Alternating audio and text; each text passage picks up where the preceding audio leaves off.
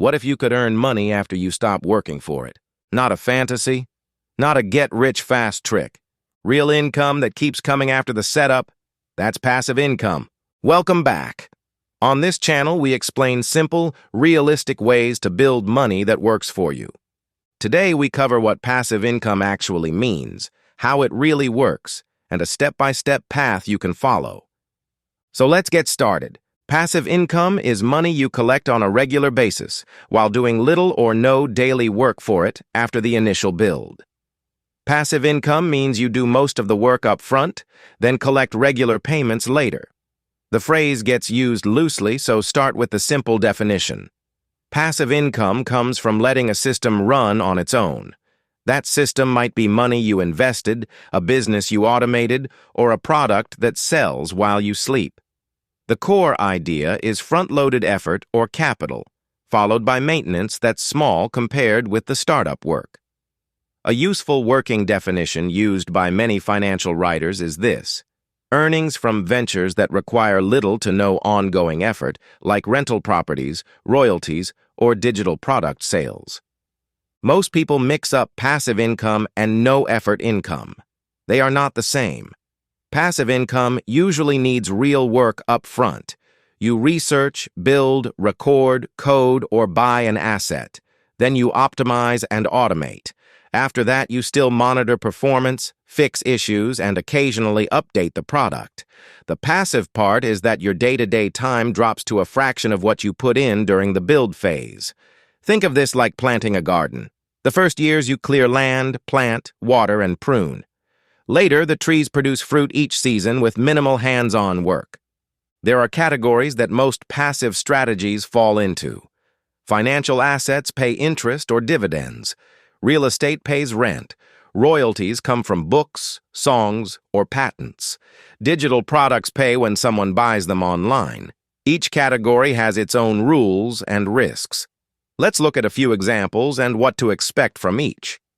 Dividend-paying stocks give small, steady checks.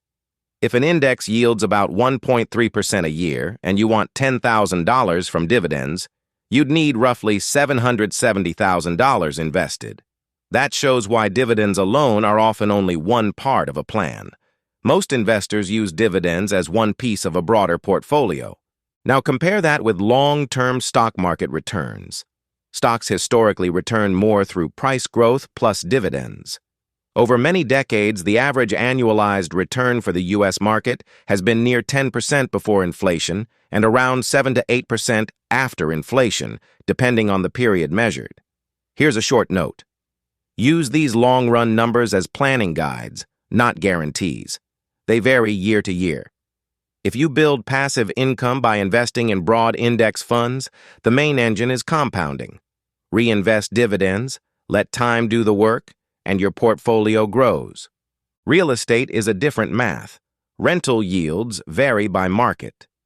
In some U.S. markets, gross rental yields might be 6 to 8% on purchase price, while expensive coastal cities often show 3 to 4% because prices are higher.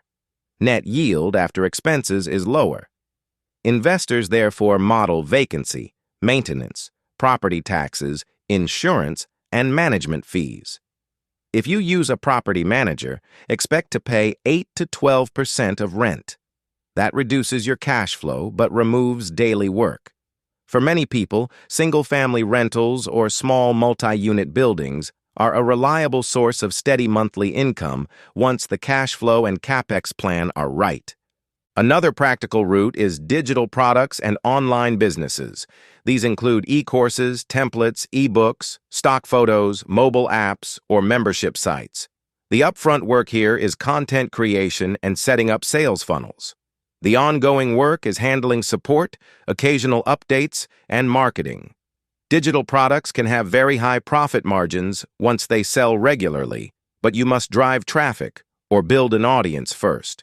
Margins can be high because distribution cost is near zero after the product exists. That makes digital products attractive for creators. But the hard part is discovery. You must drive traffic by SEO, paid ads, or building an audience.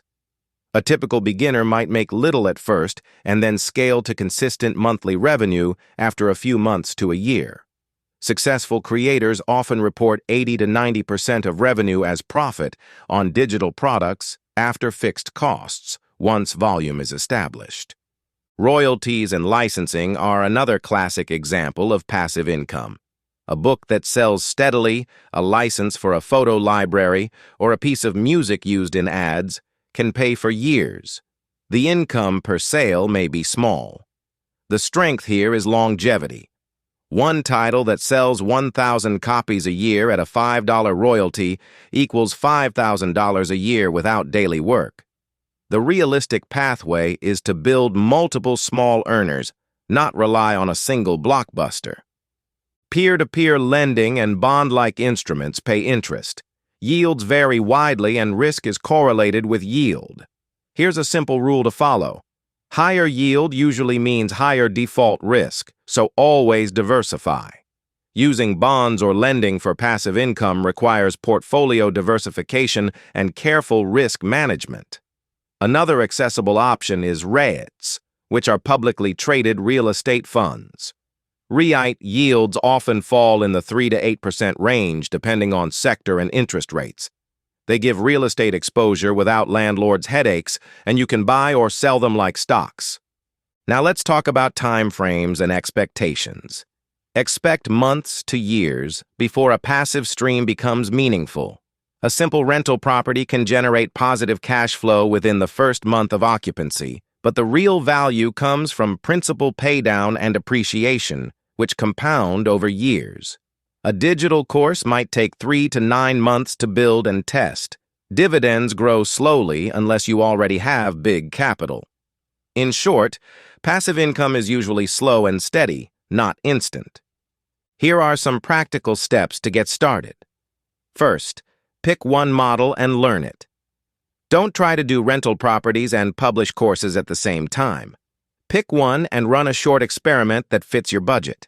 If you pick investing, start with low-cost index funds and dividend ETFs. If you pick rental property, calculate gross yield, net yield, expected capex, and worst-case vacancy. If you pick digital products, validate demand before full creation. Run a landing page or pre-sell a course module. Second, set clear metrics: how much time you will invest up front, how much capital you need, and the target monthly income.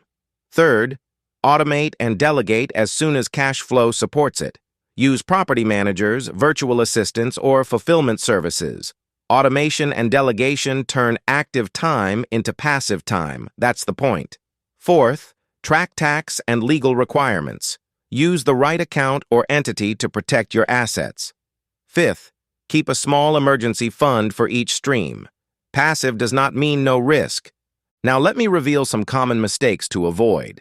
Treating passive income as gambling, underestimating maintenance costs, and failing to build distribution. Another common error: chasing only the highest yield without checking the risk. High returns often hide higher risks. Lastly, beginners overestimate near-term returns. Real progress comes from compounding. A small, steady stream that grows every year compounds into something meaningful in 5 to 10 years. Here's a short example to illustrate. Suppose you want $2,000 a month in passive cash flow, or $24,000 a year. One route is a mix: $12,000 from dividend and bond income, $12,000 from rental income. If dividend yield is 2%, you would need about $600,000 invested to get $12,000 a year from dividends. If rental yields net 6% after expenses, you need $200,000 in property value to get $12,000 a year. Together, that's $800,000 in assets, large numbers, but you can scale by reinvesting and using careful leverage. Those are large numbers, but you can scale over time, reinvesting profits and using leverage carefully in real estate. Another route is to build digital products that generate $2,000 a month after marketing. Many creators reach that level after 1 to 2 years if they focus on niche topics and traffic. The point is to model realistic capital and time needs before you start. Active maintenance keeps passive income healthy. Rebalance your investment portfolio. Replace worn-out property appliances. Update digital content for relevance. Check analytics monthly and tweak copy or pricing. Treat each income stream like a small business with scheduled check-ins that helps it last. Passive income is less work after the build, but it still needs attention. Passive income is a plan, not a promise. It requires an upfront build, capital, time, or both. Different paths fit different budgets. Stocks and REITs for investors, rentals for hands-on owners, and digital products or royalties for creators. Expect time, model the numbers, and automate what you can. If you want step-by-step guides for any of these paths, index investing, rentals, or digital product funnels, tell me which one and I'll make a full tutorial. Subscribe for weekly videos that break this down into simple steps.